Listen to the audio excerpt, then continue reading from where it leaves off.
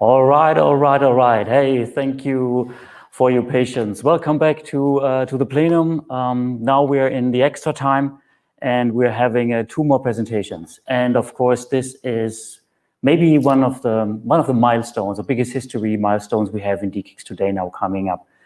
We have a presentation. We just simply call it one more thing. That's a little bit too small, I have to admit.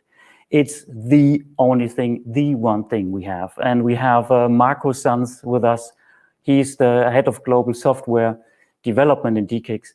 And he's standing right next to me, and he will now kick it off and tell us, what is the one and only thing?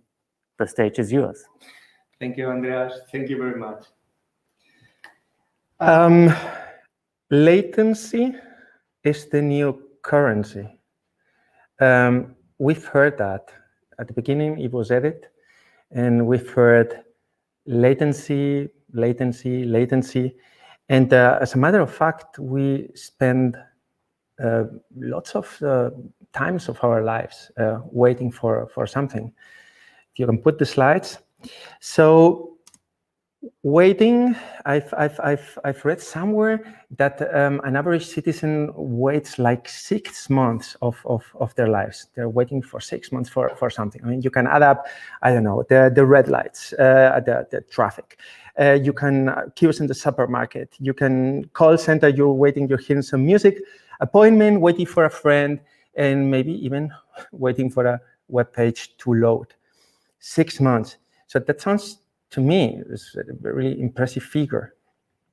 And 6 months is a figure, and it's something objective by the way that people react to waiting. It's highly subjective.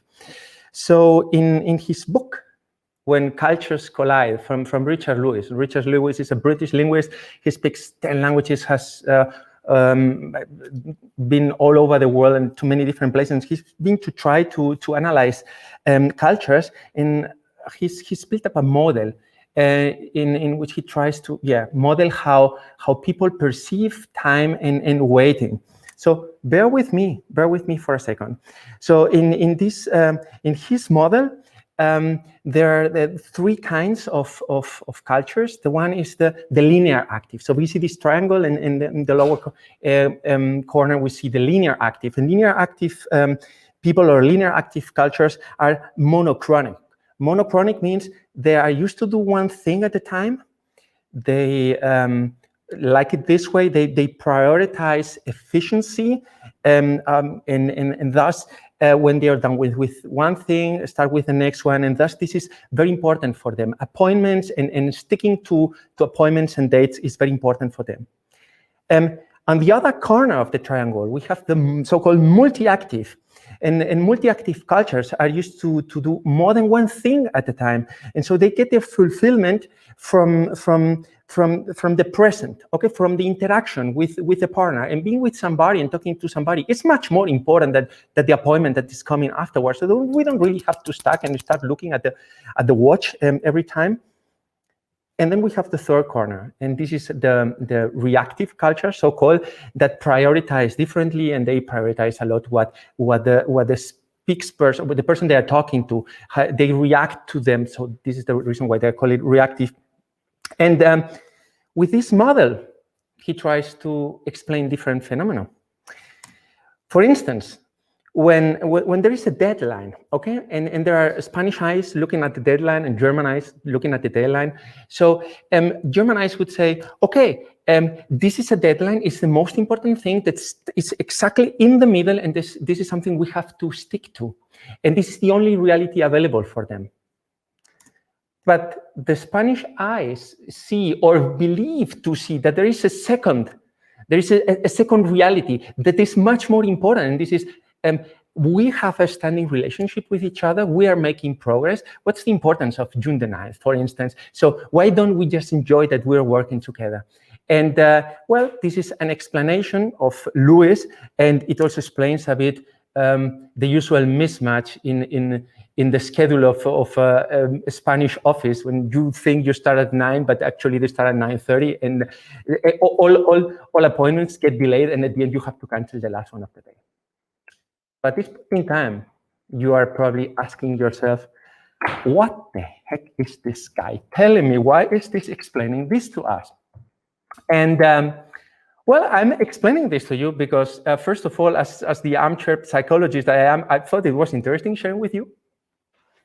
But second and most important, I have to express my admiration, and I have to express my gratitude to all DE-CIX customers that have been waiting for so long for the new DE-CIX portal, which was announced like, I don't know, 1.5 or 2 years ago, and they've been patiently waiting. And I want to say thank you.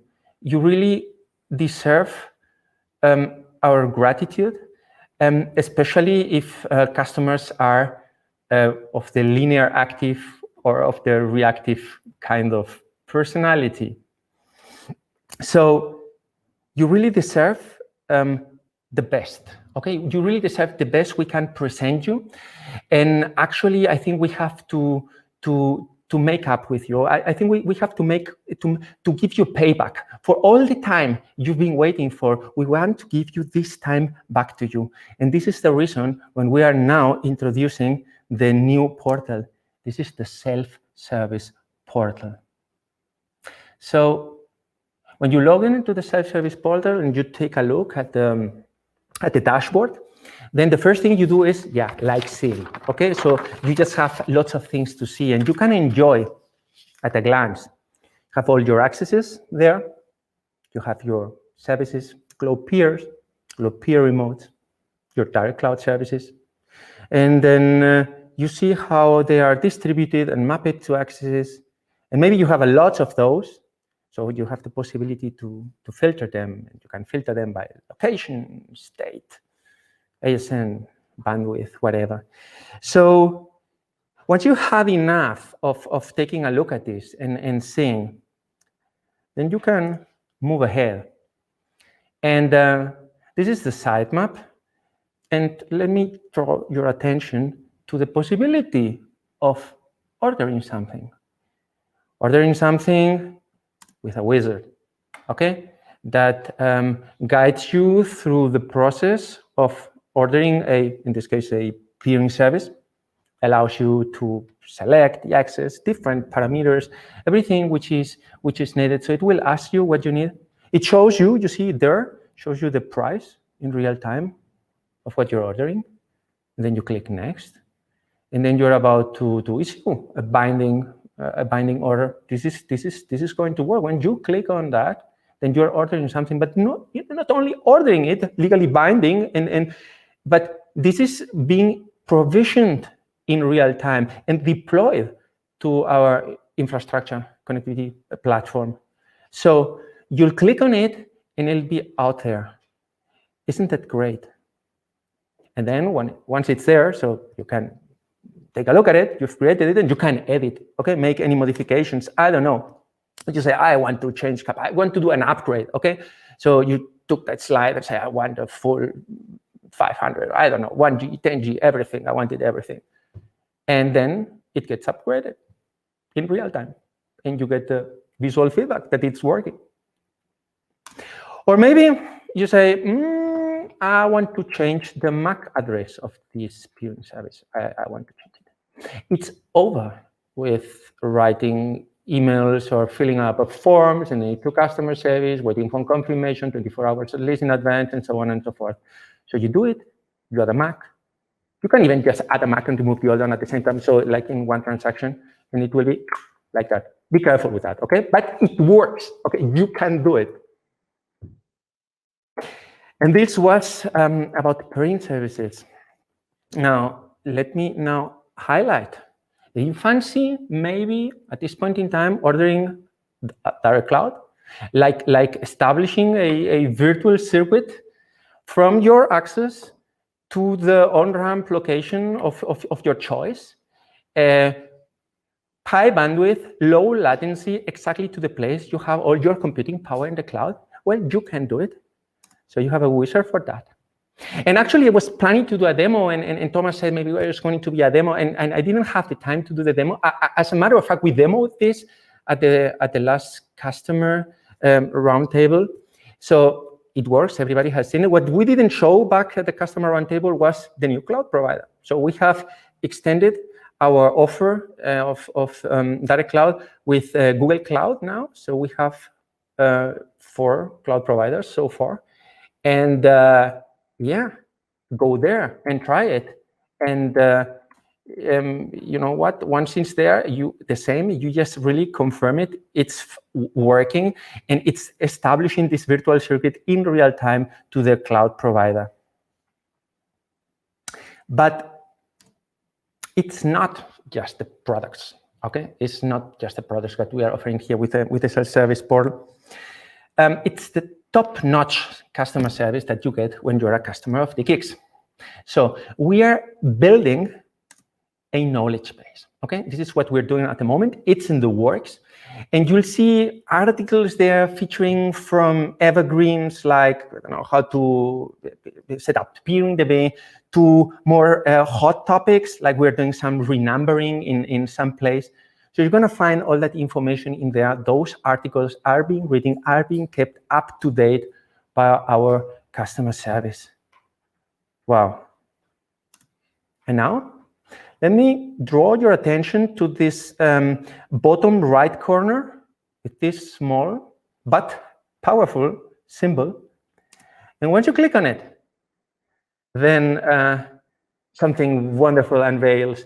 And then you have the possibility to type your question in there, okay? You go there and type your question, and I don't know how to set up in there, okay? So, and when you click on search, they will just scan our knowledge base and try to find the most appropriate knowledge base article for you that hopefully answers your questions. But maybe you are the kind of person that feels more like interacting with a human, and then you say, hey, I've read it all. I want to talk to some of our colleagues at the customer service, and you can do it, okay? They are there for you, and they reply more or less instantly. All your conversations of the past are stored. It's a gorgeous tool. Wow. When I said draw your attention to the bottom right corner, then I know some of you, because you are rebels, you know, you went and took a look at the top left corner, and they saw this DE-CIX beta, and they read beta, and they, whoa, what is it? Maybe they are unsettled, and maybe they get nervous. What is this beta thing they are offering to us? And I want to calm you down, okay? So for starters, there have been products out there from big software manufacturers who have been in beta status for years. I mean, Gmail is one of the most famous examples. It was like 5 years in beta status. So it's not a statement for the quality of the software. When a Gmail spokesman was asked about why was Gmail in beta status for such a long time, he answered, because we are observing the customer. We knew that, didn't we? They're observing the customer and trying to optimize the product. So what does beta for us mean? And well, first of all orders and requests that you do here, they are real, okay? They are performed in real time on productive systems. So be careful with what you're doing. Be careful of tearing down your peering if you actually just put the wrong MAC address in there. And obviously, if you order things, everything has billing consequences. So yeah, you can start experimenting, ordering the 10G virtual circuit to the cloud, but maybe you want to start experimenting with the smaller ones. What I also want to say is that the software that we are presenting here, it really fully satisfies all our internal QA processes. So there is no, I don't know, the shortcut, like let's dump this out there and let's let people debug it for us. So this is not the case.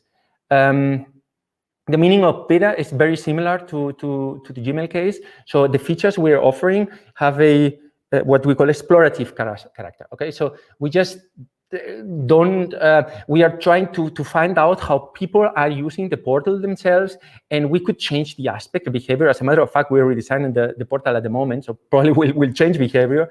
But it might be that some of these features is just not used, or it's just not what people needed, and then we have to think of something new. And then we do it and put the thing you need there, and then we get rid of all stuff. So this is what we meant with beta. And finally, I have to tell you that the service levels agreements of the product with regards to availability or throughput or response time, they are not 100% guaranteed. Okay, it's just like that. And the service is best effort at the moment. And when you hear best effort, and you have like associations, like this is a second-class product or something. And that's not the case, because this is the best effort we can provide.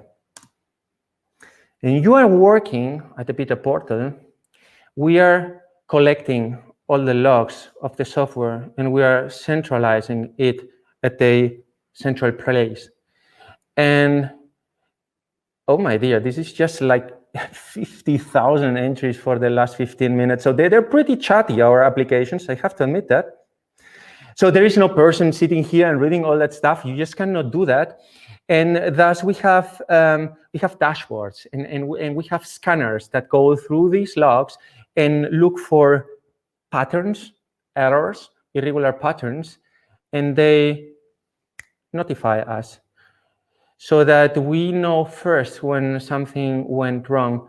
And let me tell you something. One ambition I have is that we are able to react on errors or unusual patterns before you contact our customer service. And think about it. This is the best effort we can provide you because you deserve it. Now it looks like we're just analyzing logs, and this is like a bit like reactive, isn't it? So like passive monitoring, and we're also actively monitoring this stuff. Okay, so we are continuously sending probes and taking a look how the different endpoints we have, how they are reacting in time, so that we can optimize and look for the next bottleneck and improve on this. So this is what you deserve, and this is the payback I mentioned at the beginning that we are giving back to you. Okay, let's look forward now. What about the old portal?